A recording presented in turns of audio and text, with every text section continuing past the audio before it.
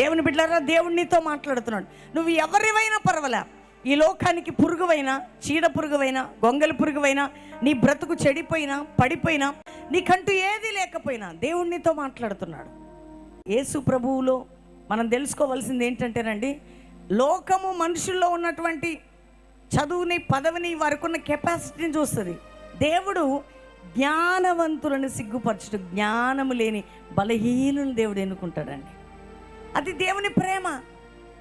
కొన్నిసార్లు అనిపిస్తుంది, ఈ వ్యక్తి ఇట్లా తయారైంది, ఇంత ఉన్నతంగా. మనం అనుకుంటాం ఈయనకి ఏమి రాదు, నాకంటే వెనక వచ్చిన వ్యక్తి నాకంటే ముందు వెళ్ళిపోతున్నాడని మనం అనుకుంటామండి. ఒక వ్యక్తిని దేవుడు సెలెక్ట్ చేసుకునేటప్పుడు ఆ వ్యక్తిలో టాలెంట్ చూడ్డు, స్కిల్ చూడ్డు, లేకపోతే ఆ వ్యక్తిలో గొప్ప సంగతులు చూడ్డు. దేవుడు ఎంత పాపినైనా ప్రేమించి క్షమించి పైకెత్తుతాడో మన ఊహకు అందదు. కానీ ఆయన